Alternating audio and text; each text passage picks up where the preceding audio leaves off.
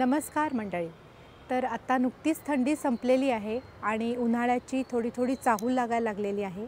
वसंत ऋतू चालू झालेला आहे आणि त्यामुळेच आता सर्व बागप्रेमींनी हळूहळू उन्हाळ्यासाठी आपली बाग तयार करण्यासाठी लागणारी कामं ही चालू करायची ही अगदी योग्य वेळ आहे. तर तुम्हाला पण उन्हाळ्यासाठी तुमची बाग तयार करायची असेल तर आत्ता एकदम योग्य वेळ आहे आणि त्याच्यासाठी काय काय कामं करायची असतात जेणेकरून उन्हाळ्यात आपली बाग छान बहरेल आणि फुलेल ते मी आज या व्हिडिओतनं तुम्हाला सांगणार आहे. तर हिवाळा हा बऱ्याचशा झाडांचा विश्रांतीचा काळ असतो आणि त्यामुळे तेव्हा त्यांना आपण खतं देत नाही. तर जसा हिवाळा संपून उन्हाळा चालू होतो तसं ही झाडं पण जागृतावस्थेत यायला लागतात आणि त्यामुळे साहजिकच त्यांना खताची मात्रा आपल्याला द्यायला लागते.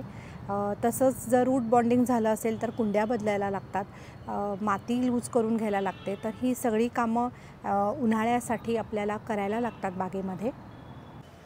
तर सगळ्यात पहिलं काम आपल्याला काय आत्ता करायचं असेल तर ते म्हणजे कुंड्या भरणं. तर मी सुद्धा या काही कुंड्या इथे भरून ठेवल्या आहेत आणि तुम्हाला दिसत असेल की कुंड्या ह्या मी वाळलेल्या पालापाचोळ्यांनी जो माझ्याच बागेत पडतो अशा पालापाचोळ्यांनी भरलेल्या आहेत. तर पर्यावरणाला हातभार लावायचा पण आपलं एक काम आहे बागप्रेमींचं. तर हा सगळा पालापाचोळ्याचं खतच बनतं, एक माती बनते ह्याची. त्याच्यामुळे मी कुंड्या ह्या पालापाचोळ्यांनी भरल्या आहेत आणि ह्याच्यावर मग मी खतमिश्रित माती टाकणार आहे. तर सगळ्यात पहिलं काम करायचं आहे ते म्हणजे कुंड्या भरणं, कुंड्या आपल्या तयार करणं नवीन रोपांच्या लागवडीसाठी. त्याच्यानंतर जे दुसरं काम आपल्याला करायचं आहे ते म्हणजे हार्ड प्रूनिंग, झाडांचं हार्ड प्रूनिंग. तर हे तुम्ही बघू शकता, इथे ही सगळी माझी मोगऱ्याची झाडं आहेत आणि ह्या सगळ्या मोगऱ्याच्या झाडांचं मी हार्ड प्रूनिंग केलेलं आहे. तर ज्या मोठ्या मोठ्या फांद्या असतात त्या कट केलेल्या आहेत, पान एकही ठेवलेलं नाही आहे. आणि आता ह्या कुंड्या मी 8 ते 10 दिवस अशाच ठेवणार आहे. ह्याला कुठलंही पाणी देणार नाही आहे. ह्याचं पाणी मी पूर्णपणे तोडलेलं आहे आणि हार्ड प्रूनिंगही केलेलं आहे. आणि मग 8 ते 10 दिवसांनंतर मी ह्याला भरपूर खतं, माती असं सगळं देऊन मग पाणी देणार आहे. त्यामुळे काय होईल की 8-10 दिवसाच्या गॅपनंतर ह्याला खतं आणि पाणी मिळाल्यामुळे ह्याची वाढ जोमाने होईल. तर हे एक करायचं नक्की काम आहे. जर तुमच्याकडे मोगऱ्याची झाडं असतील तर आत्ता ही एकदम योग्य वेळ आहे की तुम्ही त्याचं हार्ड प्रूनिंग करा आणि त्याचं पाणी तोडा. आणि जर रूट बॉन्डिंग झालं असेल तर कुंडी पण त्याची तुम्ही चेंज करू शकता.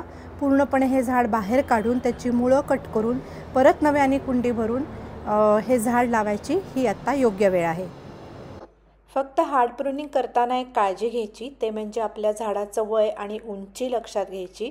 जर झाड खूप छोटं असेल आणि जर हार्ड प्रूनिंग केलं तर मग ते वाढायला बराच वेळ लागतो. सो अशा केसमध्ये तुम्ही सॉफ्ट प्रूनिंग करू शकता. आणि जर झाडाची उंची जास्त असेल आणि झाडाचं वय पण जास्त असेल, खूप वर्ष झाली असेल ते झाड लावून, तर तुम्ही नक्कीच या सीझनमध्ये हार्ड प्रूनिंग करू शकता. मी या माझ्या शेवग्याच्या झाडाचं पण हार्ड प्रूनिंग करणार आहे, कारण हे बघितलं तर हे खूप उंच गेलं आहे शेवग्याचं झाड आणि पानं बघितली तर अतिशय थोडी पानं त्याला उरलेली आहेत आणि जवळजवळ हे 8-10 फूट उंच गेलेलं आहे झाड. तर ह्या झाडाला पण मी आता इथे कट करणार आहे, एक 2, 2.5, 3 फुटापर्यंत. म्हणजे इथे मी त्याला कट देणार आहे, 3 फूट एवढंच झाड ठेवणार आहे आणि मग त्याच्यानंतर ह्याला छान फांद्या फुटतील. तर ही पण एक योग्य वेळ आहे आत्ता हार्ड प्रूनिंग करायची अशा मोठ्या झाडांचं सुद्धा. त्याच्यानंतर करायचं तिसरं काम म्हणजे माती आणणं. तर जर तुमच्याकडे माती नसेल तर तुम्ही आत्ता बाजारातनं माती विकत घेऊ शकता, पोयटा माती. ही माझ्याकडे जुन्या कुंड्यांमधली माती आहे, तर मी नवीन माती आणणार नाही आहे. त्याचप्रमाणे खतं पण आणायची. तर हे जर पाहिलं तर हे मी इथे शेणखताचं ऑर्गॅनिक शेणखताचं पोतं आणलेलं आहे. पण गांडूळ खत, किचन वेस्ट कंपोस्ट किंवा लीफ मोल्ड तुमच्याकडे जे काही उपलब्ध असेल असं कुठलंही खत झाडांना दिलं तरी चालतं. आत्ता सर्व झाडांना खतं द्यायची हीच वेळ आहे. ह्याच्यामुळे आपलं झाड वर्षभर निरोगी राहील आणि सर्व ऋतूंमध्ये ते छान फुलेल आणि बहरेल. त्याच्यानंतर करायचं चौथं काम म्हणजे रिपॉटिंग. तर तुम्ही बघू शकता, हे माझं बेसिलचं झाड आहे आणि त्याचं मी आज रिपॉटिंग केलं आहे. ह्याचं रूट बाउंड झालं होतं, त्यामुळे मी त्याला या नवीन कुंडीत आता शिफ्ट केलं आहे. तसंच हे माझं पेपरमिंटचं झाड होतं, ते अतिशय वेडवाकडं वाढलं होतं, म्हणून त्याच्यातल्या एक 2-4च फांद्या मी परत रिपॉट केलेल्या आहेत या कुंडीमध्ये नव्याने. त्यामुळे आता ह्याला छान पोषण मिळेल आणि हे अजून छान बहरेल झाड माझं.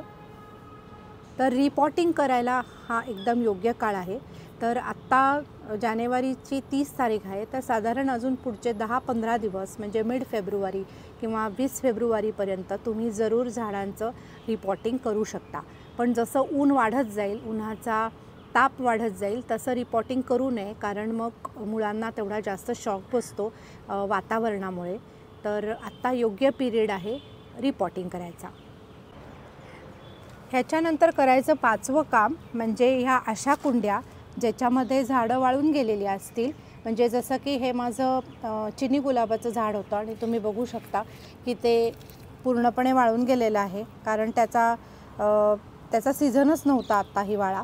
तर आता ह्याचा सीझन चालू होईल, त्यामुळे आता आणि ही माती पण बघितली तर अशी एकदम त्याच्यावर पांढरं पांढरं असं सगळं हे आलेलं आहे. तर हे सगळं आता परत रिपॉट करायची वेळ योग्य आहे. त्यामुळे जर अशा जुन्या कुंड्या ज्याची माती कडक झालेली आहे किंवा जी झाडं अशी वाळून गेलेली आहेत, तर ह्या सगळ्या कुंड्यांना रिज्युव्हिनेट करायचा, रिपॉट करायचा ही पण एक योग्य वेळ आहे. त्यामुळे हेही एक काम तुम्ही आता करू शकता. तसंच कुंड्यांमध्ये वाढलेले तण, गवत, पालापाचोळा हे सगळं काढून टाकणं आवश्यक असतं. झाडावरची वाळलेली पानं, पिवळी झालेली पानं ही पण काढून टाकावीत. तसंच कुंड्यांचं जे ड्रेनेज होल आहे ते पण चेक करा, ते ब्लॉक झालेलं नाही आहे ना, आणि ते ब्लॉक झालं असेल तर ते मोकळं करणं हे पण खूप आवश्यक असतं. तर ही काही कामं आहेत जी मी माझ्या बागेमध्ये उन्हाळा चालू व्हायच्या आधी आवर्जून करत असते. तर तुम्हाला माझ्या या टिप्स उपयुक्त वाटल्या असतील तर नक्की हा व्हिडिओ जास्तीत जास्त लोकांबरोबर शेअर करा आणि त्यांना पण बागकाम करण्यासाठी प्रोत्साहित करा. Thanks for watching.